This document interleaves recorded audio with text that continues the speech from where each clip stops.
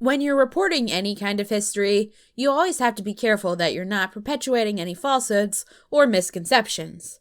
They can be really easy and simple to digest and regurgitate, especially if the truth is kind of complex. If you say something that sounds legit enough, most people will nod their heads and leave it at that without looking any deeper into it. You're not immune to it no matter how smart you think you are. The best advice I can give is look for as many credible sources as you can, and try to draw as best of a conclusion from that information. With that in mind, let's talk about the Haunted Mansion. A while back, I made a video about common myths surrounding the attraction and debunked them. This week, we'll be talking about misconceptions instead. And there is a difference, at least in my eyes. Myths are things that are just flat out wrong. Misconceptions are things that maybe have a bit of truth to them, but aren't as cut and dry as most believe, which is why the title says explained rather than debunked. These are just a few things about the Haunted Mansion's history that get repeated a lot, but once you look into them, it's not very accurate. But just like that other video, you're not a fake fan or a bad person if you believe these things. With how much this stuff gets repeated, I honestly don't blame you. Heck, I've repeated stuff like this on my channel a few times. This is just a video to get the facts out there and explain how some of these things and misconceptions came to be. So, let's get started. When the Haunted Mansion was first in development, Ken Anderson was in charge of coming up with the story.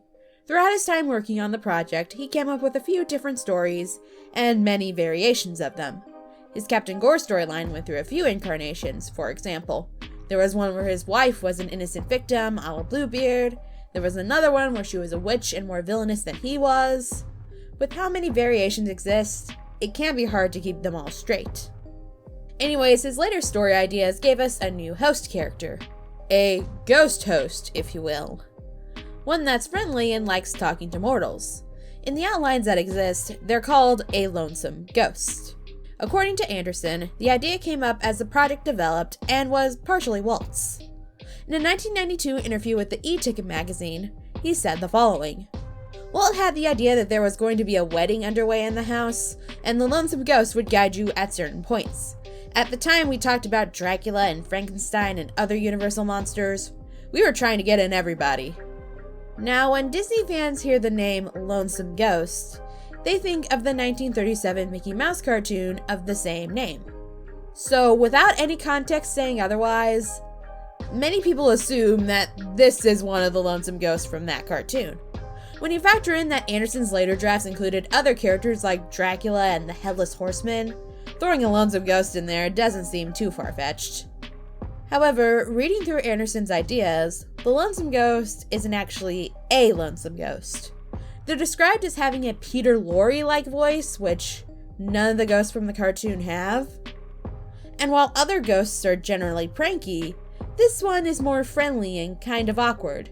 According to the tour guides, they're an outcast. They prefer the company of mortals over other ghosts. They have more in common with Casper than they do with the Lonesome Ghosts. The only mischievous thing about them is that they have kind of a morbid sense of humor. There's a scene where a ghostly version of Anne Boleyn loses her head, and they say she'll have to put herself back together for the wedding. You can see how a character like this can evolve into the ghost host. In that same interview, the interviewer lamented that they couldn't see what the Lonesome Ghosts might have looked like. Anderson indulged them and drew out some sketches right then and there. They're kind of a wispy little chic ghost with dark eyes and a smile. Very simple and doesn't really resemble the ghost from the famous cartoon. That's not to say there's no connection between the Lonesome Ghost cartoon and the Haunted Mansion. Anderson supposedly listened to records based on the cartoon when looking for inspiration. Other sources suggest that there might have been references to them in other drafts of the attraction. And of course, later material would bring the Lonesome Ghosts into the mansion, House of Mouse and the Epic Mickey games, for example. However, any notions that they were going to be the hosts of the attraction can be thoroughly tossed out.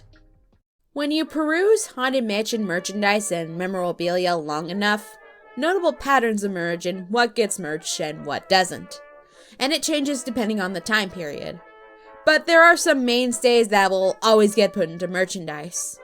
And the biggest one that I can think of is the purple Eye Wallpaper. Partially because of how iconic and famous it is, Even after all these years, it's still one of the first things people think of when they think of the Haunted Mansion. And partially because of how easy it is to put on merch. It's a simple repeating pattern you can slap onto anything. If you've read through books or articles about the Haunted Mansion, you'll know that the wallpaper's design is often credited to Rolly Crump. In an article for the LA Times, writer Todd Martin cited his design for a man-eating plant as being the inspiration for the wallpaper's design. And Crump himself has taken credit for the idea, saying, "The wallpaper in the corridor doors was a copy on my designs that were for the Museum of the Weird." Seems pretty cut and dry, right? But in 2019, new information came out. Scottish designer Tanya Norris came out and claimed that she was the one to design the wallpaper. Norris did a lot of interior design work at WED, even traveling with Walt to Louisiana when New Orleans Square was first in development. She also helped design the original version of the attic, picking out a lot of the antiques that were in there. As she tells it, she did some sketches for a wallpaper design, and when she looked at the finished attraction, she thought it looked an awful lot like her versions. But I remember doing doodles for it, and I remember when I saw it the first time hung in the Haunted Mansion, kind of saying, I did that, and nobody else. With the hundreds of artists who worked on the Haunted Mansion, giving credit for each aspect is damn near impossible, but it's still important to do so when you can, which is why it's good that Norris is being given her dues. She appeared at a Haunted Mansion panel in 2019, and at the most recent D23, where she was finally given credit for designing the wallpaper by Disney. Now, all of this isn't to say that Crump had nothing to do with it. By all accounts, it was at the very least based on something he came up with. But for the final design, it's more complicated than that. According to most popular narratives about the attraction's development, there were two camps of thought regarding its tone. One wanted the attraction to be mostly scary, one wanted it to be mostly funny. This divide seems to be more clearly displayed with two Imagineers, Mark Davis and Claude Coates. Coates wanted it to be scary, Davis wanted it to be funny. In the end, they both got their way. The first half is scary, while the second half is funny. Nice and simple. One problem. It's false. No way. Not this time. We created it. Not this time. Okay, maybe that's not the right phrasing, but it is an oversimplification. It's true that there were debates about whether or not the attraction should be funnier or scarier, and that the debates lasted longer without Walt around to mediate them. But it wasn't like there was a rigid divide over which tone would prevail. Everyone had their own ideas about what the mansion should look like, and they were weeded out as the story and structure of the ride developed. As for Coates and Davis, there was a clear difference between their works, to be sure.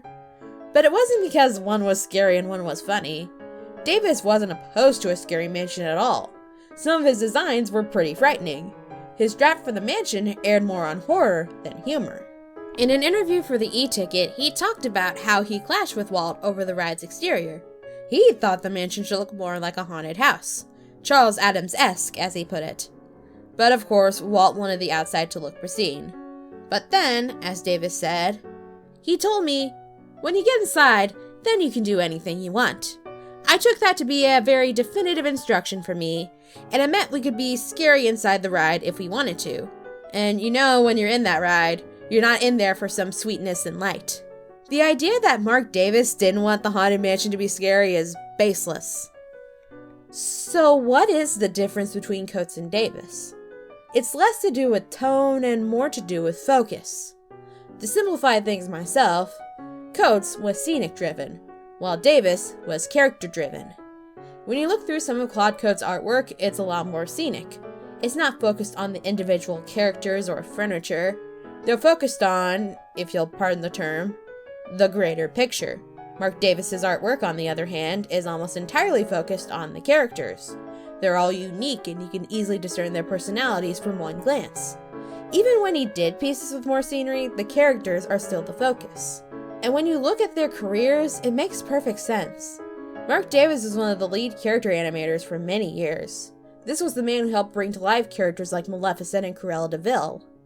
Claude Coates, on the other hand, did a lot of backgrounds. He did design work for films like Pinocchio and Fantasia, in addition to dozens of short films. And both men brought those talents to WED. Coates helped design the submarine voyage and the Mine Train to Nature's Wonderland, which were atmospheric and almost entirely built on scenery. Davis worked on Pirates of the Caribbean and the Country Bear Jamboree, both of which are highly character-driven. One man designed the Rainbow Caverns, the other gave us Big Al and the Redhead. Is it any surprise that their work for the Haunted Mansion is so different? Long story short, yes, people clashed over the tone of the mansion, but it wasn't as rigidly divided as people make it out to be. And yes, Davis and Coates' work were different, but it wasn't just the simple scary fun dichotomy that's been regurgitated over the years. Saying so vastly underplays their talents and contributions to the Haunted Mansion. Either way, those were a few misconceptions people have about the mansion with a little bit of nuance. I know for a fact those aren't all of them, so if you have any that drive you up a wall, feel free to sound it off down in the comments. But that's all the time I've got for today. Thank you so much for watching as always, and I will talk to you guys soon. Take care.